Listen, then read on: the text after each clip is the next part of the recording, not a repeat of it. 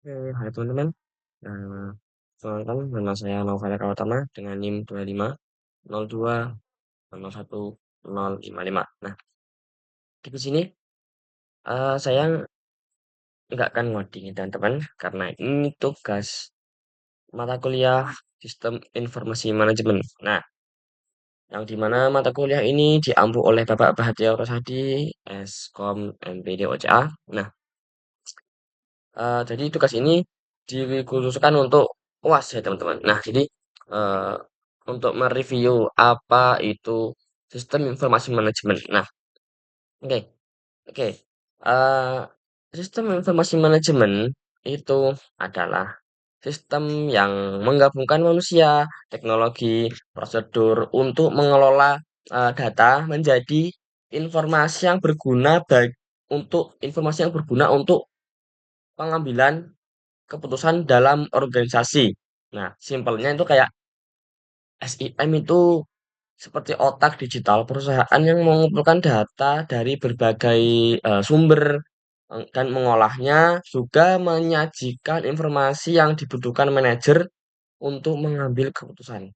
Nah, saya ambil contoh sehari-hari itu gini, bayangkan eh, saya punya toko kelontong lah, dan tanpa sistem informasi manajemen, saya ya catat penjualan di buku, stok cek manual, laporan bikin sendiri, ya kan? Nah, tapi kalau dengan sistem informasi manajemen itu semua transaksi otomatis tercatat. Stok itu tercatat, laporan penjualan bisa dilihat kapan saja dan tahu produk mana yang paling laku. Nah, dan komponen utama sistem informasi manajemen atau SIM yang pertama adalah hardware, perangkat keras. Lalu kayak perangkat keras itu kayak komputer, printer, scanner, dan lain-lain lah. Tahu kan hardware? Nggak tahu lah, masa nggak tahu hardware sih. Nah, yang kedua ada software. Software itu perangkat lunak, kayak aplikasi, terus database, dan perangkat lunak lah. Nah, yang ketiga adalah data. Data ada data pelanggan, kayak data produk, data transaksi. Nah, itu adalah data. People adalah user. Misal kayak karyawan, manajer, kasir, IT staff, dan lain-lain. Pokoknya people itu user. Nah, gitu. Yang kelima ada prosedur atau SOP, aturan penggunaan sistem. Nah, jenis-jenis sistem informasi manajemen atau jenis-jenis SIM ini ada beberapa ya teman-teman. Ada lima. Yang pertama itu ERP, Enterprise Resource Planning. Nah, menggabungkan semua departemen, ya baik itu keuangan, HR, produksi, sales dalam satu sistem. Contoh SAP, Oracle, dan ODO. ODO, ODOO. Nah, manfaatnya adalah data itu apa ya? Terkumpul, terintegrasi, tidak dan tidak ada duplikasi. Nah, yang kedua ada CRM yaitu Customer Relationship Management. Nah, mengelola hubungan dengan pelanggan, contoh Salesforce, HubSpot, dan manfaatnya itu tahu riwayat pembelian pelanggan dan apa? Yang kedua bisa apa? Layanannya itu lebih profesional. Yang ketiga ada DSS, Decision Support System, membantu analisis data untuk keputusan, contohnya kayak Tableau atau Power BI lah. Teman-teman nanti cari sendiri ya, apa itu Oracle, ODOO, Salesforce, HubSpot, terus Tableau, Power BI. Nah, itu teman-teman share sendiri. Nanti banyak kok di AI atau di Google banyak kok. Nah, yang keempat ada TPS, Transition Transition Processing S-nya System. Ini kayak mencatat transaksi harian, contoh kasir, ATM, dan lain-lain. Pokoknya itu mencatat transaksi harian. Nah, mencatat transaksi lah intinya. Nah, maaf teman-teman, ternyata ada empat. Saya lupa. Yang pertama tadi ada ERP, CRM, DSS, dan TPS. ERP adalah Enterprise Resource Planning. Yang kedua adalah CRM, Custom Relationship Management. Yang ketiga, Decision Support System. Yang keempat, Transition Processing System. Nah, manfaat SIM atau sistem informasi manajemen ini sendiri, yang pertama adalah apa ya? Efisiensi, kerja lebih cepat, otomatis, akurat, dan data lebih cepat, minim error. Nah, yang kedua adalah akurat, nah itu data lebih tepat dan minim error. Yang ketiga real time, informasinya itu update terus. Yang keempat keputusan itu lebih baik. Jadi berdasarkan data gitu loh, bukan feeling. Oh, ini kayaknya. Nah, jadi nggak ada tuh istilah kayak kayaknya, nggak ada. Jadi kita lihat bener-bener lihat data real time tersebut. Nah, yang kelima ada koordinasi antar departemen, nah, itu lebih sinkron, lebih terhubung lah. Nah, mungkin ada kompetitif lebih unggul dari pesaing. Nah, contoh penerapannya itu banyak teman-teman. Di rumah sakit tuh ada contoh yang di rumah sakit ya itu rekam medis elektronik, terus pasien bisa booking online, stok obat terpantau real time, klaim asuransi lebih cepat. Nah, itu kalau di rumah sakit. Nah, kalau di universitas ada KS online, nilai bisa cek via aplikasi, jadwal kuliah otomatis, e-learning terintegrasi. Nah, seperti itu kalau di universitas kayak di perkuliahan. Nah, kalau di retail atau toko itu kasir digital, stok otomatis update, laporan penjualan harian, terus tahu produk mana yang paling laku. Nah, tantangannya, implementasinya itu resistensi. Nah, karyawan tuh nggak mau ah pakai yang catat aja manual lebih lebih biasa yang kayak gini, kayak gitu teman-teman. Atau istilahnya tuh karyawan itu nggak mau berubah. Nah, padahal kan ada apa kayak ada yang lebih ada yang lebih mudah. Ngapain yang lebih susah gitu loh? Ngapain milih yang lebih susah kalau ada yang lebih mudah? Nah, yang kedua adalah biaya yang mahal. Nah, itu memang perlu teman-teman kalau apa buat aplikasi itu juga biayanya juga mahal. Nah, kurangnya SDM. Nah, nah ini ya mungkin adalah kasir yang tingkat SDM-nya itu bukan SDM kayak apa ya? Pengetahuan tentang kayak perubahan zaman yang sekarang serba digital itu kurang. Nah, seperti itu. Yang ketiga ada integrasi. Sistem lama itu tidak cocok. Adanya sistem lama itu tidak cocok, maka diubahlah jadi sistem yang lebih digital dan lebih baru, terbarukan gitu. Yang selanjutnya ada keamanan, risiko data bocor. Nah, makanya em, terkadang aplikasi itu pun ada risikonya teman-teman, yaitu data bocor, database bocor atau dan lain-lain. Tapi tergantung yang buat sih. Tapi dan apa juga bisa dievaluasi lagi, dibenerin lagi oleh yang membuat sistem informasi manajemen tadi. Nah, jadi kesimpulannya, sistem informasi manajemen itu bukan sekedar teknologi ya teman-teman, tapi alas strategis untuk apa? Mengelola bisnis supaya lebih efisien, mengambil keputusan agar lebih tepat, saing lebih baik, saing lebih baik di pasar. Maksudnya daya saing itu dia lebih baik gitu loh. Nah, terus melayani pelanggan supaya lebih baik gitu. Nah, oke di sini saya udah punya perancangannya ya teman-teman, saya tunjukkan dulu ya. Nah, ini ada sistem informasi manajemen pada toko Saka di Desa Mendalam. Nah, oke.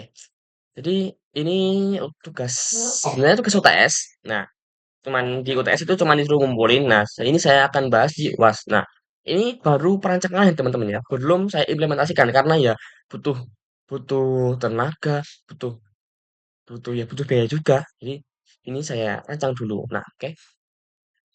Ini saya buat, nah, nama saya Nova Utama 2502. Nah, itu NIM saya. Nah, saya dari Prodi Sistem Informasi Institut Teknologi dan Bisnis Urban.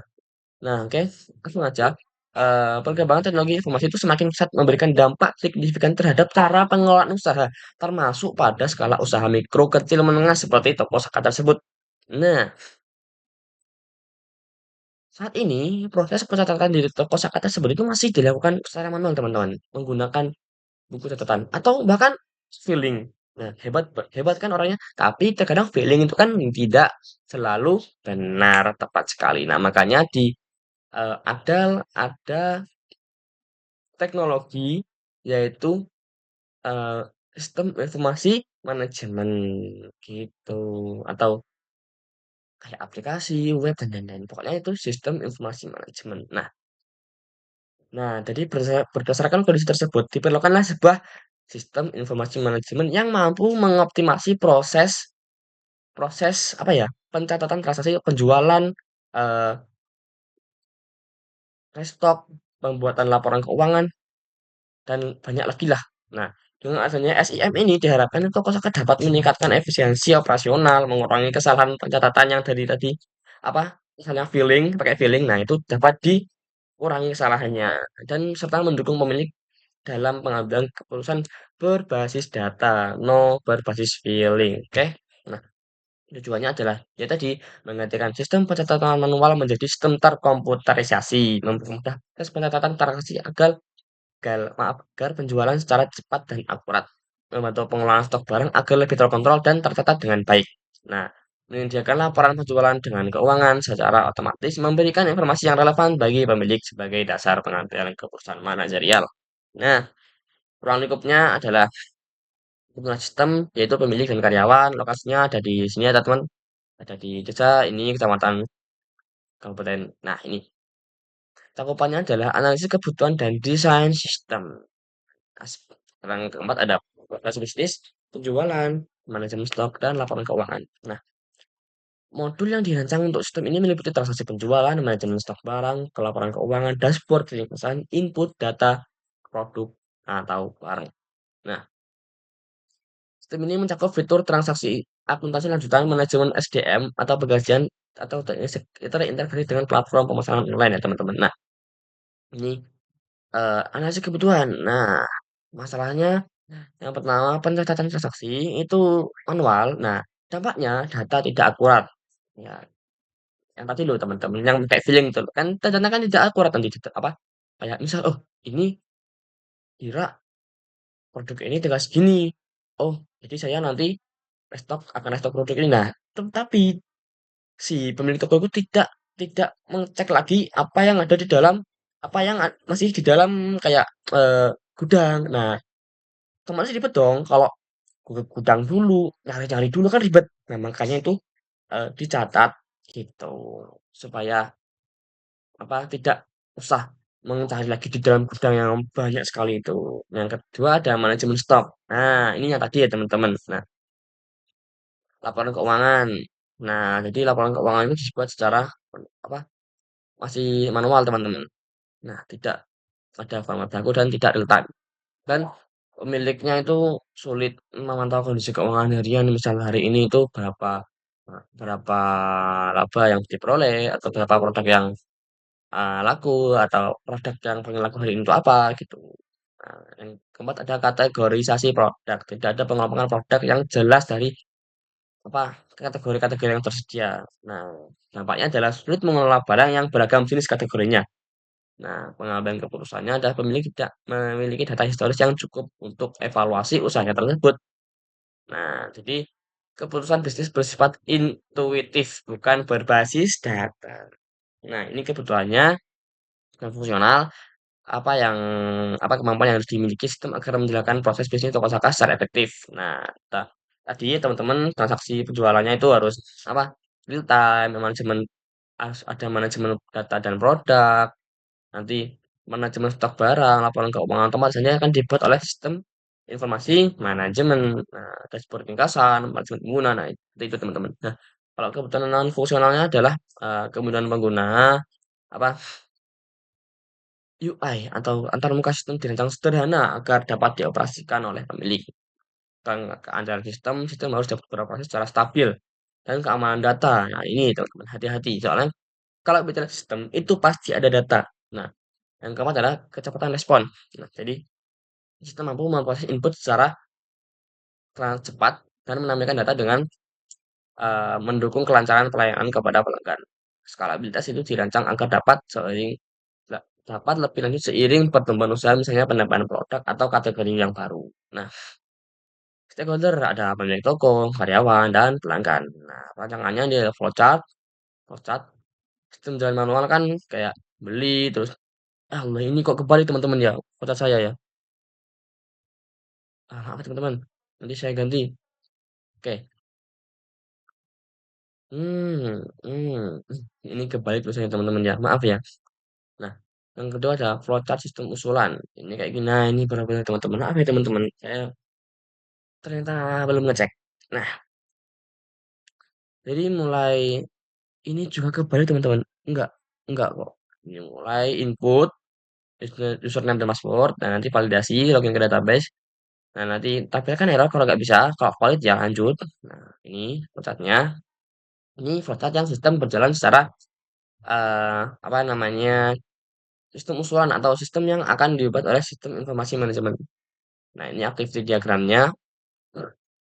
Nah, pemilik apa pelanggan datang menunjuk ke kasir, apa karyawannya login, sistem validasi, terus nanti error.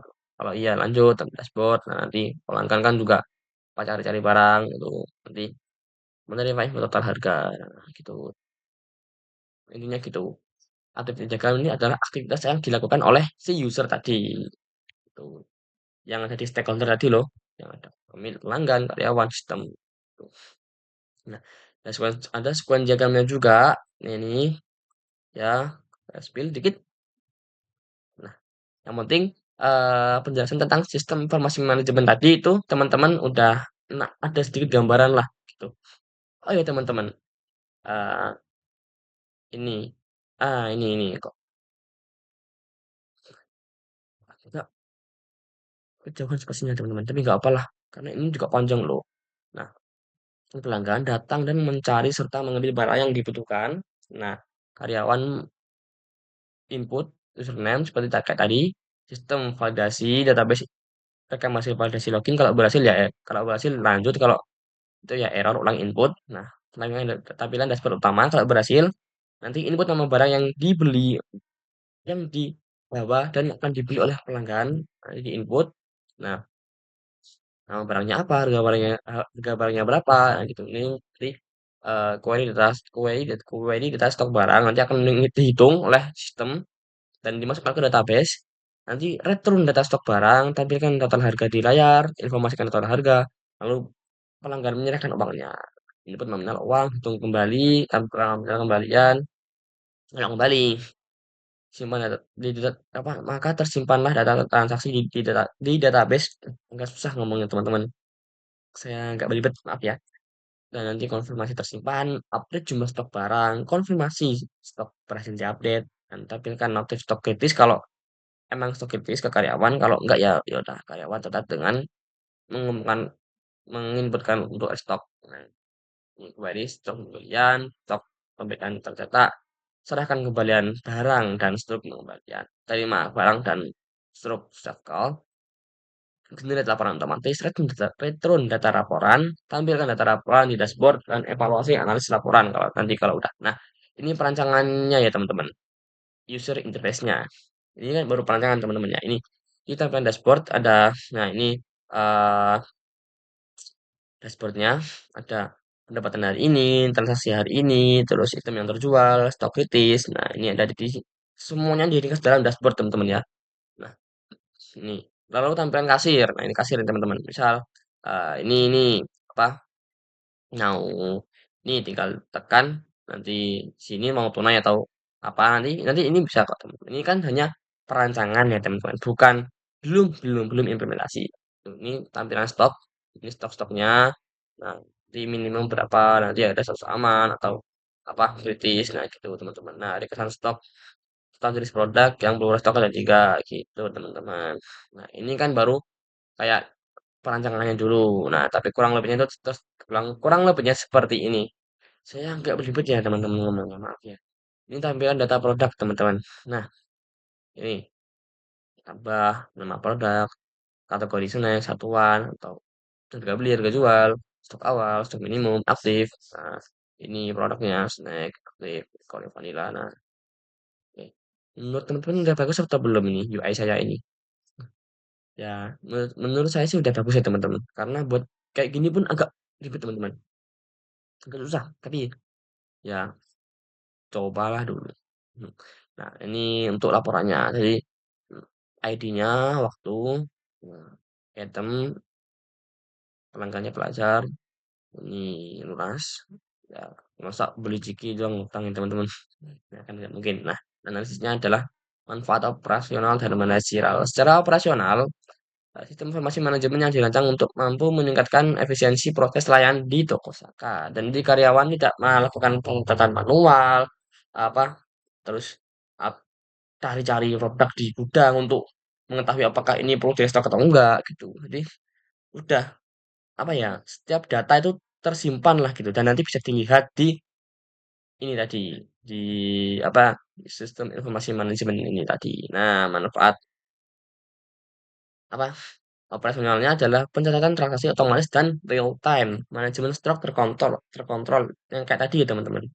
Jadi pemilik atau karyawan itu nggak perlu lihat di gudang satu-satu, cek satu-satu. Oh ini kurang, ini stoknya tinggal berapa ya gitu. Jadi ini harus di restock nggak ya gitu. Jadi bisa dilihat hanya di laptop teman-teman. Dengan apa? Sistem informasi manajemen di nah, itu. Perhitungan harga, akuratan resiko selisih, dan pelayanan lebih efisien dan lebih cepat terutama saat jam sibuk sekolah dan PPG. Nah, dari sisi manajemen memberikan kemudahan bagi pemilik toko dalam memantau kondisi usaha secara menyeluruh dan dashboard menyampaikan informasi penting seperti pendapatan, jumlah transaksi, dan status stok secara real time. Laporan keuangan juga Laporan keuangannya juga tersedia secara otomatis dalam periode harian, mingguan, bulanan, sehingga memudahkan evaluasi usaha untuk pemilik usaha tersebut. Nah, jadi dengan data tersebut, pemilik dapat mengambil keputusan yang tepat, seperti menentukan strategi penjualan dan pengadaan barang. Selain itu, sistem menerapkan pembagian hak akses untuk menjaga keamanan data. Nah, manfaatnya untuk manajerial ini adalah pengambilan keputusan berbasis data, bukan feeling, laporan keuangan otomatis harian, mingguan, bulanan, dan pemantauan usaha secara real time dari mana saja. Yang keempat, keamanan data dan dengan hak akses bertingkat pemilik dan karyawan. Nah, dampak efisiensi dan efektivitas implementasi sistem informasi manajemen pada toko usaha memberikan dampak yang signifikan. Gitu. Nah, proses pencatatan transaksi, perhitungan harga, dan pembuatan laporan yang sebelumnya dilakukan secara manual, kini dapat dilakukan secara instan dengan adanya sistem informasi manajemen sehingga memudahkan pemilik, pelanggan, karyawan untuk eh, mengelola toko tersebut atau usaha tersebut dan bagi pelanggan lebih apa ya, lebih praktis gitu loh. Jadi apa, lebih cepat misal beli banyak nih, kan kalau itu tinggal hitung satu-satu, kayak apa, kayak ini berapa berapa berapa itu kan manual. Nah, kalau ada tadi sistem informasi macam tadi, jadi bisa di total kayak nanti apa, ini produknya apa, bagaimana totalnya berapa, nah, bisa tunai, bisa transfer gitu teman-teman. Jadi berikut adalah perbandingannya. Nah, sebelumnya pencatatan transaksinya itu buku harian, rawan hilang dan salah hitung. Dan kalau sesudahnya tersimpan real time di database secara otomatis. Pengelolaan stoknya berdasarkan perkiraan atau feeling. Kalau sudah tersistematis itu bisa update tiap transaksi dan dapat notifikasi stok kritis. Laporan keuangannya dihitung oleh pemilik setiap hari ya teman-teman. Nah, kalau sudah ada sistem ini tersedia otomatis harian, mingguan, dan bulanan. Nah, pengambilan keputusan adalah tanpa data historis bersifat intuitif. Dan kalau sudah ada sistem itu didukung laporan akurat dan tren penjualan. Yang selanjutnya ada keamanan data. eh, Buku yang sebelum ada SIM itu buku bisa hilang. Nanti kalau hilang bagaimana? Kan nggak tahu. Nah, atau pisangku atau mungkin rusak karena hujan dan lain-lain. Nah, sesudahnya dikasih SIM ini, nah, hak akses bertingkat dan data tersimpan secara digital. Oke, teman-teman, itu aja penjelasan dari saya. Kurang lebihnya mohon maaf. Apa kalau ada yang perlu ditanyakan dan kalau saya ada salah, nanti ada kesalahan teman-teman ya, saya minta maaf, saya akan merevisinya. Oke, wassalamualaikum warahmatullahi wabarakatuh.